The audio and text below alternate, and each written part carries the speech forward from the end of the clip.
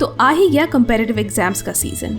सबके हाथों में बुक्स, दिमाग में टेंशन और पूरे वक्त एक ही सवाल, क्या मैं ये सब कुछ पढ़ पाऊंगा?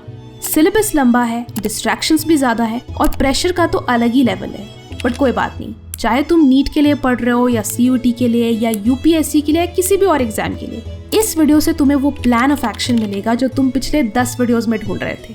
यहाँ हम सिर्फ 2 चीजों पे फोकस करेंगे, टाइम का बेस्ट यूज कैसे करें और इतना सब कुछ जल्दी कैसे याद करें। तो अगर आप कंफ्यूज्ड हो एंड आपको प्रॉपर डायरेक्शन की तलाश है, then you are exactly where you need to be. तो चलो बिना वक्त गवाए शुरू करते हैं। Firstly, divide your day into 3 2-hour study blocks. So suppose अगर आप सुबह 9 बजे उठते हो तो आप अपने तीनों स्टडी सेशंस को 10 बजे, 3 बजे एंड 7 बजे के लिए शेड्यूल कर सकते हो, जिसमें हर स्टडी सेशन 2 घंटे का होगा। दिस वे आप पूरे दिन में 6 घंटे पढ़ोगे। ये 6 घंटे 10 घंटे के बराबर हो सकते हैं अगर आपका ध्यान सिर्फ और सिर्फ पढ़ने पे हो, ना कि किसी और एक्टिविटी पे। One of the main reasons क्यों स्टूडेंट्स अपने डेली टारगेट्स अचीव नहीं करते हैं इज बिकॉज वो अपने स्टडी टाइम में टाइम पास कर रहे होते हैं। आप पढ़ने बैठते हो लेकिन आपका सारा टाइम इंस्टाग्राम स्क्रॉल करने में एंड मैसेजेस का रिप्लाई देने में चला जाता है, जिसकी वजह से जो काम 2 घंटे में आराम से हो सकता था वो 4 घंटे में भी नहीं हो पाता है। सो हर स्टडी सेशन में आप सिर्फ स्टडिंग पे फोकस करो। अगर आप इन 6 घंटों को अच्छे से यूटिलाइज करोगे तो आपके पास पूरे दिन में इनफ फ्री टाइम भी होगा और आपको उस फ्री टाइम को स्टडीज के लिए कॉम्प्रोमाइज नहीं करना होगा। कमेंट्स में ऑनेस्टली बताना कि आप अपने एग्जाम के लिए कितने घंटे पढ़ते हो। Next is a learning technique जो कि लिमिटेड टाइम में ज्यादा सिलेबस कवर करने के लिए काफी हेल्पफुल है। अगर पसंद आए तो वीडियो को लाइक जरूर करना। And that is the question based learning technique. जब चैप्टर्स लंबे होते हैं एंड टाइम कम होता है देन ये टेक्निक काफी यूजफुल रहती है। वो कैसे? Let me explain. इस मेथड में आप जब भी किसी पैराग्राफ को पढ़ते हो and you find it important तो आप उस पैराग्राफ से एसोसिएटेड क्वेश्चंस बनाओ एंड उन्हें एक नोटबुक में लिखते जाओ एंड उनके आंसर्स के पेज नंबर्स भी बगल में लिखते जाओ। नॉर्मली आप आंसर्स के नोट्स बनाते हो, लेकिन इस मेथड में आप क्वेश्चंस की लिस्ट बनाओगे। क्यों? क्योंकि कई बार जब आप कोई भी चैप्टर पढ़ने बैठते हो तो आप बस लाइन बाय लाइन चीज़ें याद करते जाते हो विदाउट इवन नोइंग कि उस पैराग्राफ से या उस सेक्शन से किस तरह के क्वेश्चंस आ सकते हैं। क्यों ये पढ़ना इंपॉर्टेंट है? इट्स लाइक आप डायरेक्टली आंसर्स याद कर रहे हो without even knowing the questions. और जब एग्जाम में सारे चैप्टर्स के क्वेश्चंस एक साथ आते हैं तो आप कंफ्यूज हो जाते हो एंड सही आंसर रिकॉल करने में स्ट्रगल करते हो। सो जब आप क्वेश्चंस बनाकर याद करते हो तो आपकी लर्निंग और स्ट्रॉन्ग होती है, क्योंकि तभी आप मटेरियल के साथ कनेक्शंस बना पाते हो। इट्स नॉट अबाउट कि आपने एक प्रोसेस के 5 पॉइंट्स याद कर लिए। It's about what is it, why it happens, what does it lead to, what causes it. जब आप ऐसे क्वेश्चंस के साथ उसे याद करते हो तो आप उसे एक प्रोसेस की तरह समझते हो एंड फिर उसे याद रखना और आसान हो जाता है। You can use this as a revision technique as well. Revision के दौरान इस क्वेश्चन की लिस्ट को रेफर करो एंड सारे आंसर्स खुद से रिकॉल करने की कोशिश करो।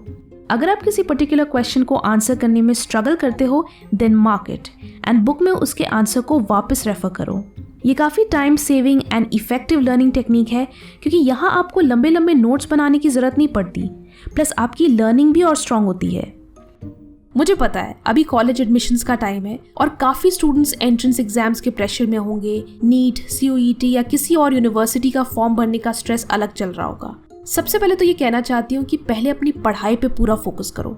इस प्लान को ऑनेस्टली फॉलो करो और जैसे ही सिलेबस कंप्लीट हो जाए स्मार्टली अप्लाई करो किसी ऐसे कॉलेज में जो सिर्फ डिग्री नहीं डायरेक्शन भी दे, जैसे कि वॉक्सन यूनिवर्सिटी। आगे बढ़ने से पहले इनके बारे में कुछ बताना चाहूंगी। 12th के स्टूडेंट्स के लिए या 12th पास्ड आउट स्टूडेंट्स के लिए काफी यूजफुल होगा। वॉक्सन यूनिवर्सिटी में आपको 50% थ्योरेटिकल नॉलेज दी जाएगी और 50% इंडस्ट्री रेलेवेंट स्किल्स सिखाई जाएंगी। वॉक्सन यूनिवर्सिटी बाकी यूनिवर्सिटी से अलग है क्योंकि यहाँ आपको लाइव प्रोजेक्ट्स पे काम करने का एक्सपोजर मिलता है और साथ ही ग्लोबल कनेक्शंस बिल्ड करने का चांस भी मिलता है। Woxsen school of liberal arts and humanities QS rankings में भी ये यूनिवर्सिटी टॉप पोजीशंस पे है। आपको यहाँ business, technology, design, architecture, liberal arts, law और साइंस जैसे कई फील्ड्स में कोर्सेज मिलेंगे।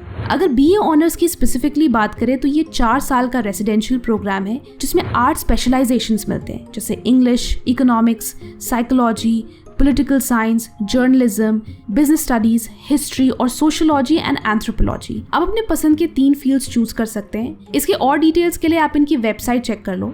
और प्लेसमेंट्स के बारे में भी सुन के आपको काफी अच्छा लगेगा, क्योंकि वॉक्सन में 2024 में 100% प्लेसमेंट्स हुई थी। तो फटाफट जाओ और इनका वेबसाइट चेक करके अप्लाई कर दो। एडमिशन प्रोसेस भी काफी सिंपल है। अगर आपके पास 12th में 55% है तो आप वॉक्सन JET दे सकते हैं, या फिर JEE mains, VIT EEE, MSAT, MHT CET, SAT या CUT के स्कोर सबमिट कर सकते हैं। बेस्ट ऑफ 2 स्कोर्स के बेसिस पे आपको स्कॉलरशिप का भी मौका मिल सकता है ना अमेजिंग? तो देर मत करो, डिस्क्रिप्शन में लिंक दी हुई है, जरूर चेक करना। And now let's come back to the video. The other thing is that हर स्टडी सेशन के लिए एक टारगेट रखो। आई एम श्योर आप में से कई लोग क्रिकेट देखते होंगे। जब भी कोई अच्छी टीम एक हाई टारगेट चेज कर रही होती है तो they always have a plan कि शुरू के ओवर्स में किस तरह से बैटिंग करनी है, मिडिल ओवर्स में क्या स्ट्रैटेजी रहेगी, विकेट्स बचाने हैं या अटैक करना है, लास्ट के ओवर्स में कैसे हिटिंग करेंगे। ऐसा नहीं है कि वो फर्स्ट बॉल से आंख बंद करके बैट घुमाना शुरू कर देते हैं और हर बॉल पे 4 या 6 मारने की कोशिश करते हैं। They follow a proper strategy, a winning strategy. In the same way आपको भी अपने स्टडी गेम को एक प्रॉपर प्लान के साथ एग्जीक्यूट करना है। जैसे कि मैं मॉर्निंग सेशन में इतने चैप्टर्स फिनिश करूंगी, आफ्टरनून सेशन में ये सब्जेक्ट पढ़ूंगी, इवनिंग सेशन में ये टॉपिक्स रिवाइज करूंगी। सो इससे आपके दिमाग में हर सेशन के लिए एक क्लियर गोल रहता है एंड आप लॉस्ट फील नहीं करते। इसलिए जब भी पढ़ने बैठो तो एक एम के साथ बैठो कि इस स्टडी सेशन के एंड में ये सारी चीज़ें फिनिश हो जानी चाहिए। Trust me, this is the easiest way to finish your daily targets. इससे आप प्रोक्रेस्टिनेट नहीं करोगे एंड उस गोल को अचीव करने के लिए मोटिवेटेड भी रहोगे। Next is to track your progress. This is something जो मैंने अपने स्टूडेंट ईयर्स में हर एग्जाम के लिए किया है। एंड सबसे इंटरेस्टिंग चीज़ ये है कि मुझे पता भी नहीं था कि मैं यहाँ कोई मेथड या कोई टेक्निक यूज़ कर रही हूँ। मुझे ये बिल्कुल कॉमन सेंस एंड लॉजिकल लगता था। I needed to have that clarity कि मेरी प्रिपरेशन कितनी कंप्लीट हुई है एंड कितनी बाकी है। इसके लिए I used to take a monthly calendar and write down कि मैं एवरी डे क्या क्या पढ़ रही हूँ, सो दैट आई नो कि मेरी प्रोग्रेस कैसी है, मेरे पास कितना टाइम बचा है, कितने सब्जेक्ट्स बचे हैं, कितने चैप्टर्स बचे हैं। Trust me, this was very helpful in keeping me on track with my preparation, because इससे नंबर 1 आपके सामने एक क्लियर पिक्चर रहती है कि यार बहुत सारा पोर्शन है, बहुत पढ़ना है, so procrastination and time waste करने का तो स्कोप ही नहीं है। दूसरी सबसे इंपॉर्टेंट चीज़ ये है कि आपको अपनी स्पीड के बारे में पता चलता है कि आपकी स्पीड कैसी है। क्या आप एक सब्जेक्ट में बहुत टाइम तो वेस्ट नहीं कर रहे एंड आपके पास बचे हुए सब्जेक्ट्स के लिए इनफ टाइम है या नहीं।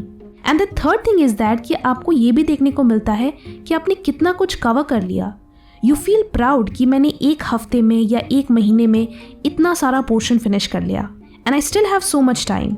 सो आपको एक सेंस ऑफ अकॉम्प्लिशमेंट भी फील होती है and at the same time इससे आप अपनी प्रिपरेशन को लेकर और रिस्पॉन्सिबल हो जाते हो। द लास्ट थिंग जिसे मैं हमेशा एम्फसाइज करती हूँ इज़ दैट आप 6 घंटे पढ़ने के अलावा 1 घंटे का रिविजन सेशन भी रखो। हर कोई रिवीजन की इंपॉर्टेंस को हाईलाइट करता है, लेकिन रिवीजन का मतलब सिर्फ ये नहीं है कि आपने एग्जाम से पहले बुक के पन्ने पलट लिए।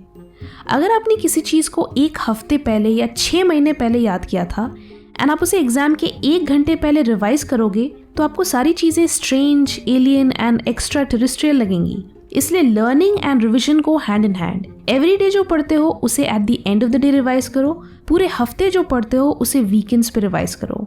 दिस विल एंश्योर कि आपको एग्जाम से पहले किसी भी तरह की पैनिक अटैक ना हो and you are familiar with the material. So I hope आपको ये टेक्निक्स अपनी स्टडी सेशन को और इफेक्टिव बनाने में हेल्प करेंगी। मेक श्योर कि आप स्टडीज़ के लिए जितना भी टाइम डेडिकेट करते हो आप उसे अच्छे से यूटिलाइज कर रहे हो, बिकॉज इससे आप डबल मेहनत अवॉइड कर पाओगे एंड अननेसेसरी प्रेशर भी अवॉइड कर पाओगे। वीडियो अच्छी लगी तो लाइक करें एंड बहुत अच्छी लगी तो शेयर भी करें। Thanks for watching and stay focused.